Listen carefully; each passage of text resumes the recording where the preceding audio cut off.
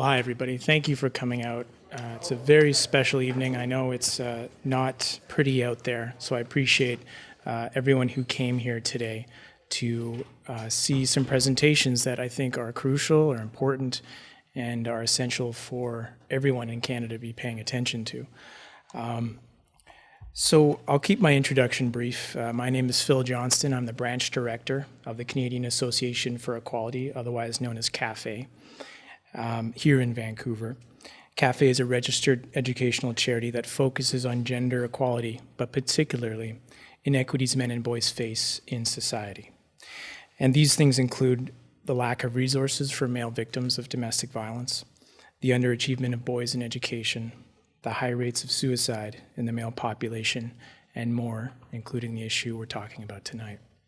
So our advocacy work consists of advertising campaigns and sponsoring events on university campuses like this one. This fall, we established an Advocacy for Men and Boys Club at the University of the Fraser Valley, and we're looking to bring one to UBC as well. Of course, thank you. I will speak up. Yeah, so we're actually sponsoring 4 events in the Vancouver area this month. All of these events are made possible by an amazing team of volunteers, and many of them are here tonight, working the live stream, hosting out front. And none of these events, including this one, would be possible without their generosity. So if you could please join me in thanking them.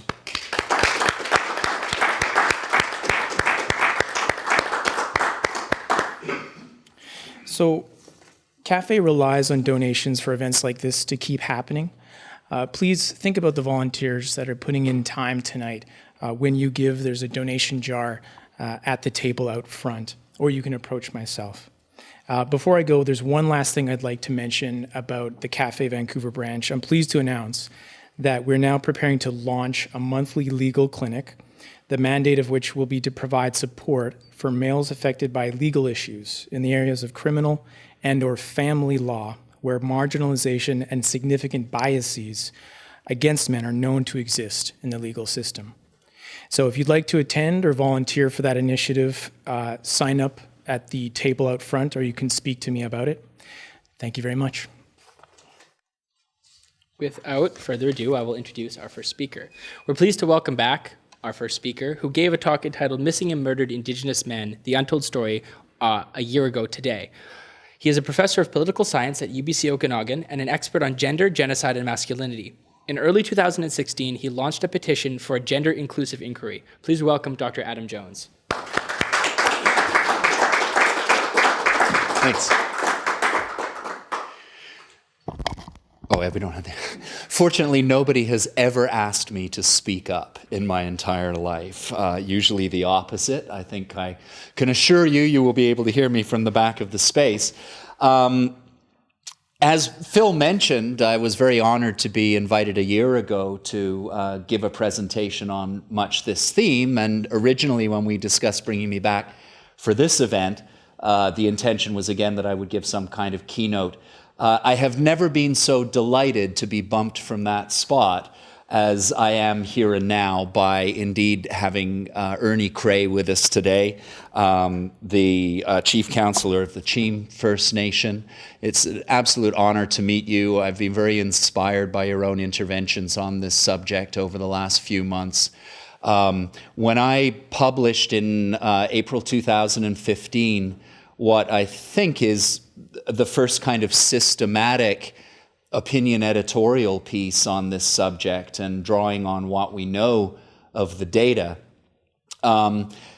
it was clear to me, and clear when I gave the talk at SFU last year as well, that if this was an issue and an argument that was not found to be persuasive or did not find purchase among Indigenous communities here in Canada, that it not only would fizzle, but deserved to fizzle. And I'm very pleased to say that over the last year and a half, a small but to me notable number of Aboriginal voices in this country have begun to speak out. And I think notably, voices in the media, which of course has an important magnifying effect beyond the limited numbers. Another thing that I think is quite striking is that almost the totality of those figures are Aboriginal women. And I think in particular of people like Rosanna Deerchild, the host of the CBC On Reserve program, which invited me for a quite in-depth interview on their program. Amanda Grace Heavyrunner, who has written a very powerful profile of Colton Crowshoe and his murder and really brought that to the forefront. Dolly Carmichael of the Northern Journal. This is to me particularly inspiring, and my own intervention, if I have anything to offer, perhaps derives from my own interest in kind of arriving at some kind of global and comparative perspective on some of these issues. At UBC, I work principally in a field, in fact, I was just presenting on this next door at a different conference, called comparative genocide studies.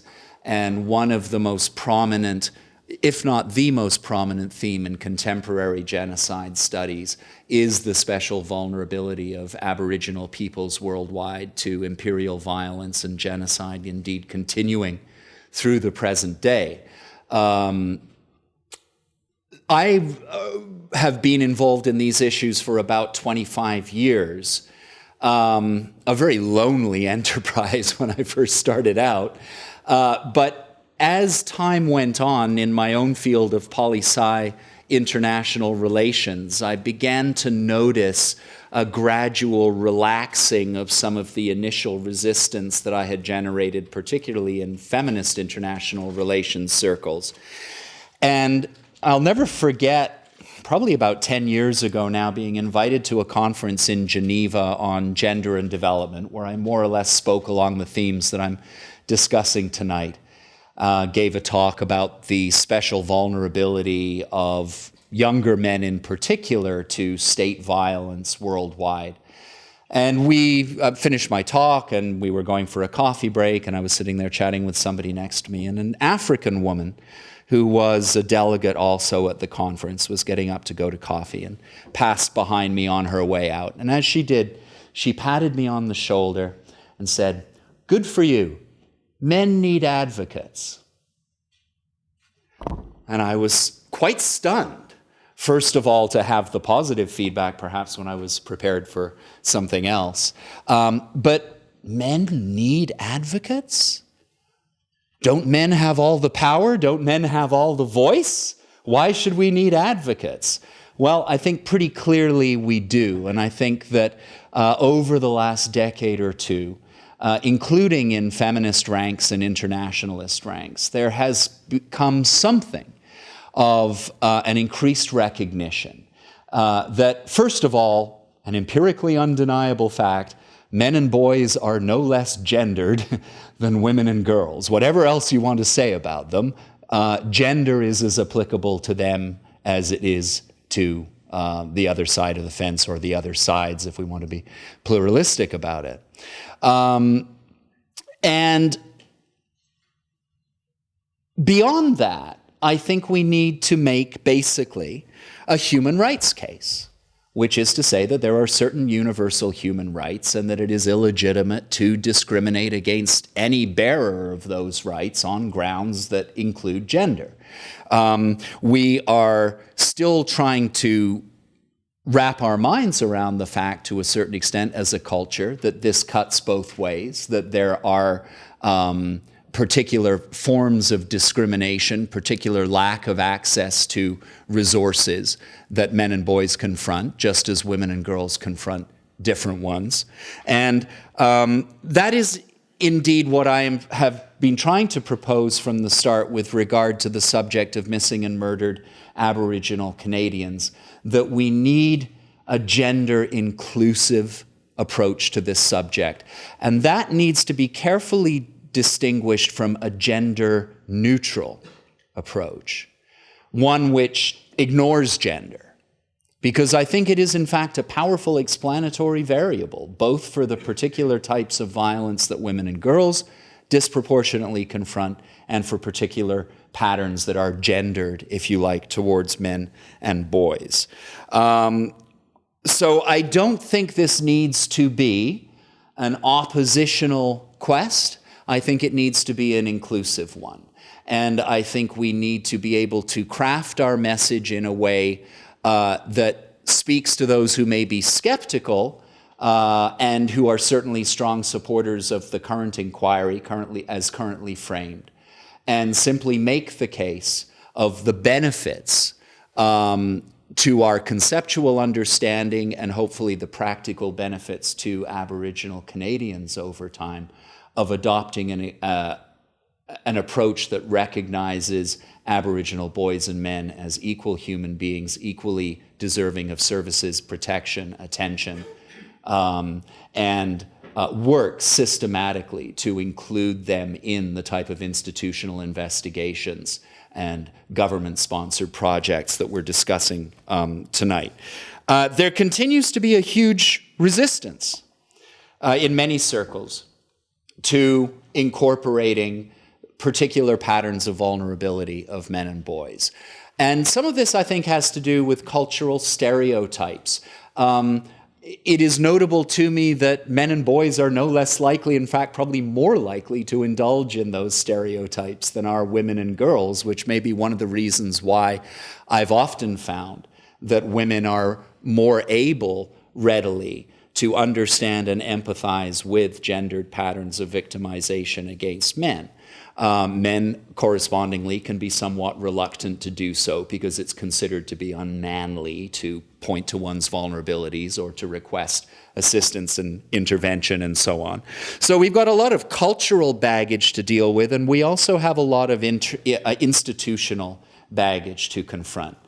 I consider myself a feminist, and whenever I talk about this issue or any of the other special gendered vulnerabilities of men and boys, I always take care to give credit to the feminist movement, broadly viewed, for having first placed the variable of gender on the table as an important social variable, and indeed for having made genuinely revolutionary advances with regard to women's rights, women's status, and women's particular vulnerabilities to violence. Nonetheless, it is quite clear to me that at the same time as that has evoked, particularly over time, increasing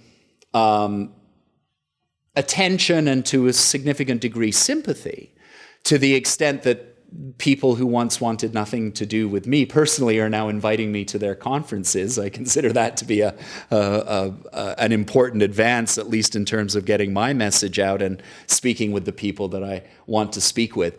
But there's a lot of institutional defenses and territorial thinking around these issues, which we need to challenge.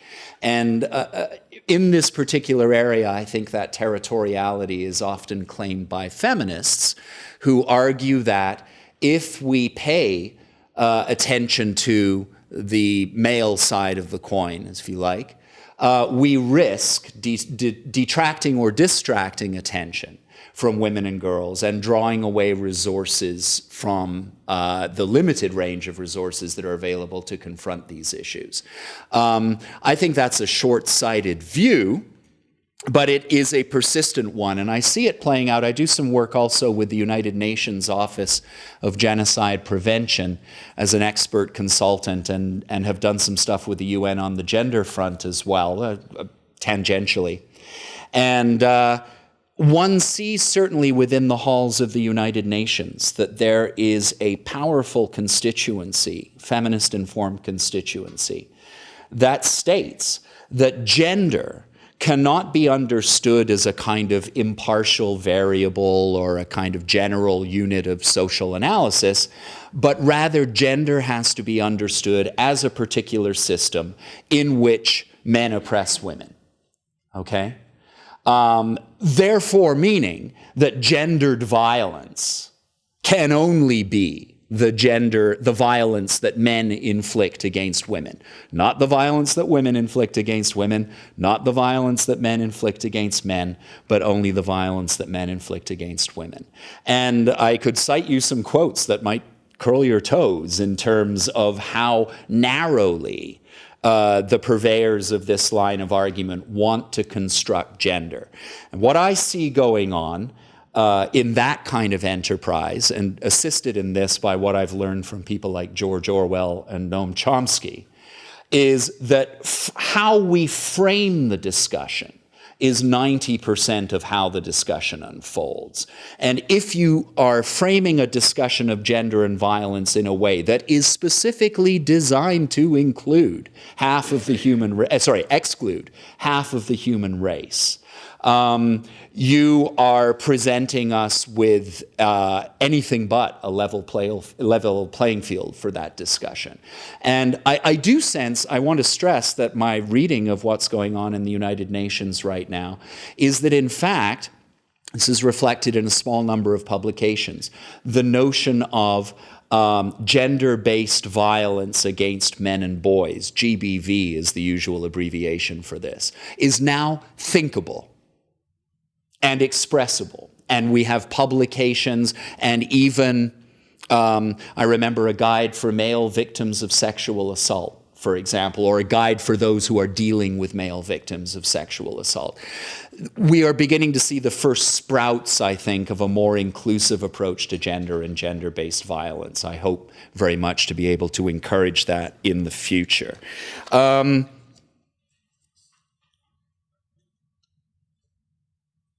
Let me just conclude with a couple of observations based on my global analysis of these issues.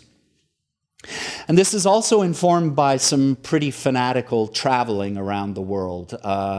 Great thing about being a university professor, particularly if you teach international relations, is those precious 5 months a year when you're not teaching. And I have been in over 100 countries now, the majority of them in the global south, on every populated continent.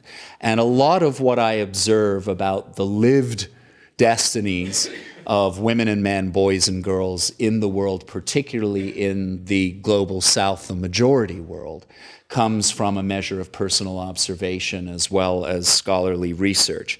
And these various patterns of investigation have led me to think, with regard to the themes of the global analysis of mass violence, violent victimization, humanitarian discourses, a couple of things. First of all, there is no doubt that Indigenous people all over the world are especially vulnerable to violence, including perhaps especially structural forms of violence, which are often left off the table.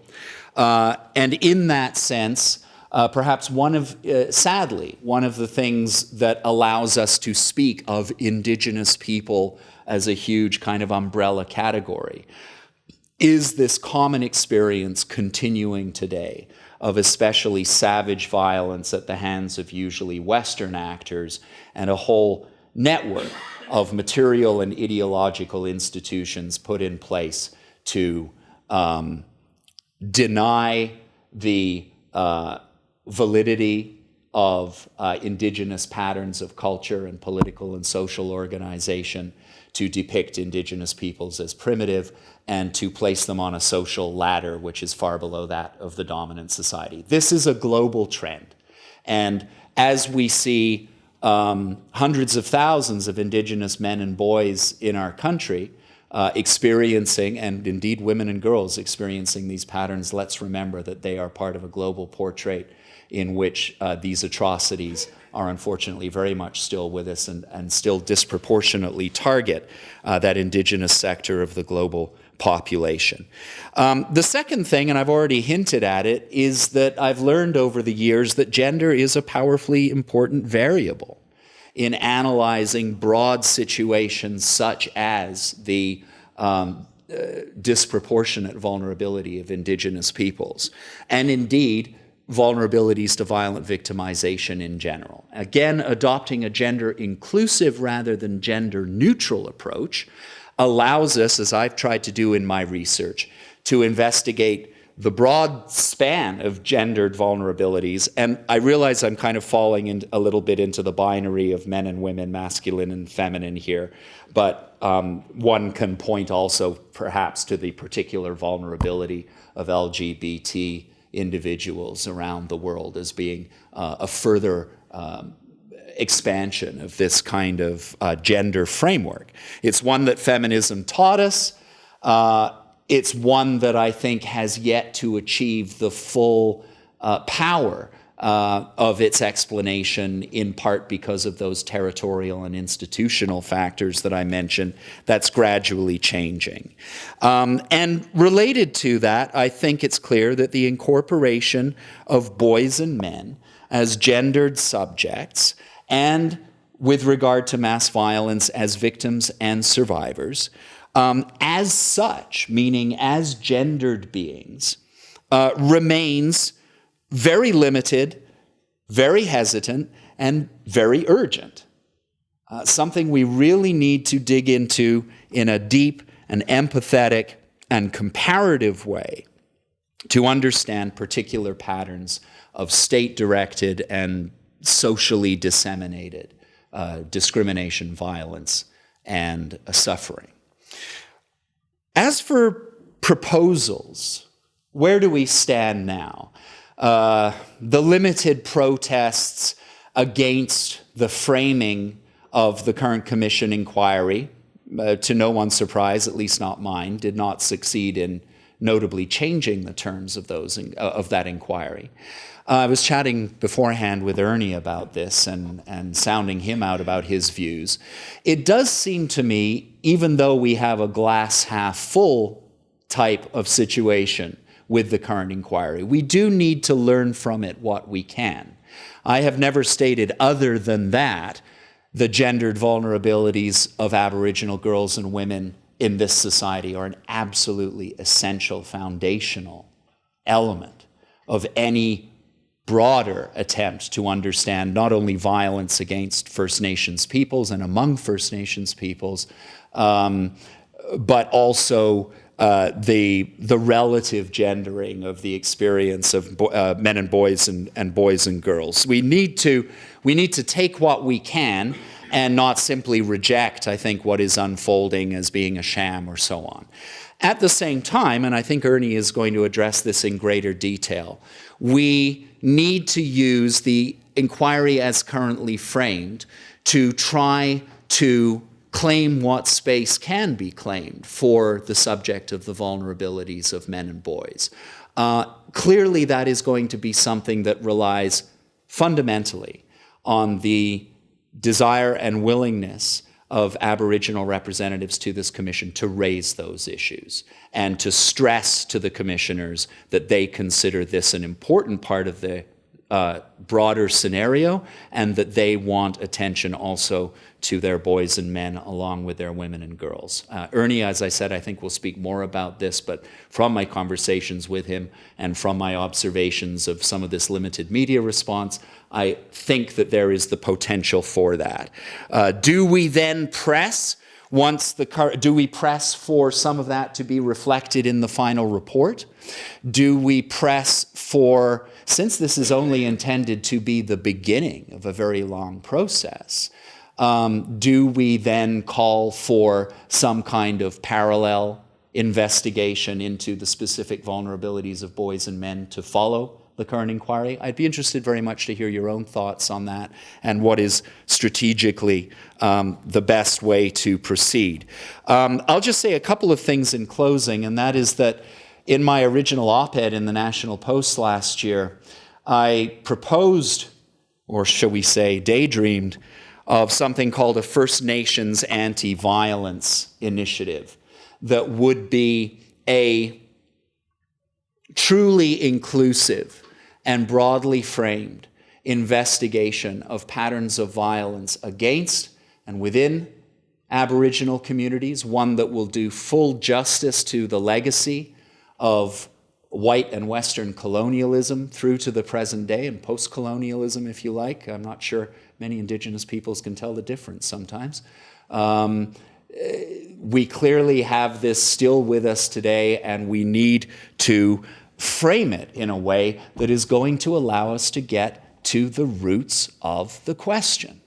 We can trim the branches forever, but until we have really a holistic understanding of the root system, I'm not sure that this pervasive, atrocious crisis afflicting Aboriginal people and communities around this country is going to advance much further in terms of effective strategies of prevention and intervention. And the last thing I want to mention is an element of this which has kind of dropped out of the picture, I think, a bit since the focus shifted to the government and its commission.